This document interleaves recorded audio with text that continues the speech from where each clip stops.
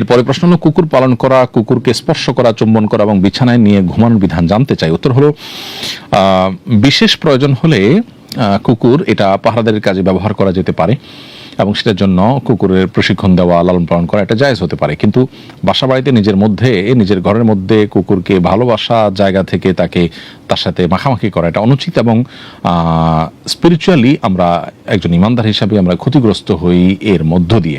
আজকের পৃথিবীতে সেই বিষয়গুলোকে খুব অ্যাগ্রেসিভলি সমাজে পুশ করার চেষ্টা করা হচ্ছে, গেলানোর চেষ্টা করা হচ্ছে, যেগুলো কোরআন হাদিসে নিষিদ্ধ। যেমন কুকুরকে যেভাবে বাসা বাড়িতে এমনকি বেডরুমে নিজেদের সাথে রাখা হয় এবং লালন পালন করা হয়, অন্য কোনো প্রাণীকে সেটা করা হয় না। হ্যাঁ, কুকুরের হয়তো এমন কিছু দিক আছে যেগুলো তো অনেক প্রাণীর মধ্যে নাই, কিন্তু অনেক প্রাণীর মধ্যে আছে যেগুলো আসলে সেভাবে দেখা হয় না বা কুকুরের মতো এরকম পজিটিভলি সেগুলো দেখা হয় না। মূলত কোরআন হাদিস যেটাকে নিষেধ করেছে, শয়তান আমাদের শত্রু, সে সমাজে সেটাকে তত বেশি এস্টাবলিশড করেছে তার মানুষ অনুসারীদের মাধ্যমে।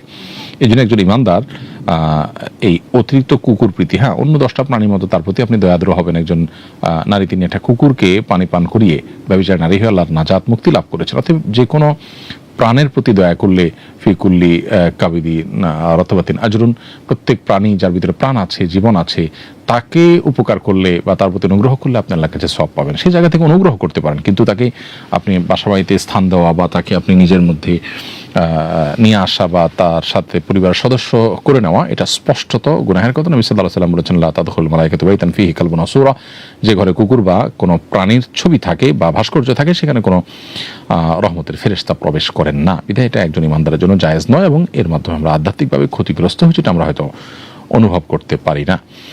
এরপরে প্রশ্ন হলো, আমি যৌথ পরিবারে বাবার সঙ্গে ব্যবসা করি, প্রায় 25 বছর ধরে পরিবারের সব সদস্যের খরচ ওই ব্যবসা থেকেই বহন করছি। এত বছর পরও বাবা আমাকে ব্যবসা বা পরিবার থেকে আলাদা করছেন না। আমার নিজের নামে কোনো স্থায়ী সম্পদ নেই, অথচ আমার 3 সন্তান আছে।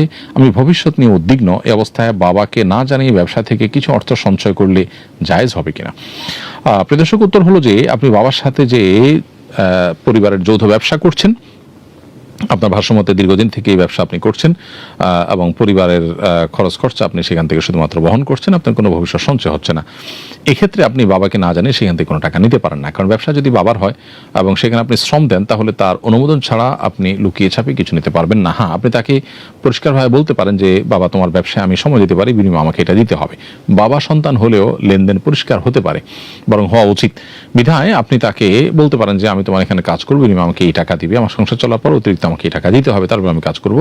অথবা আপনি নিজে অন্য কিছু করবেন, সেটা করতে পারেন, কিন্তু বাবাকে না জানিয়ে লুকিয়ে ছাপিয়ে কিছু আপনি নিতে পারেন না।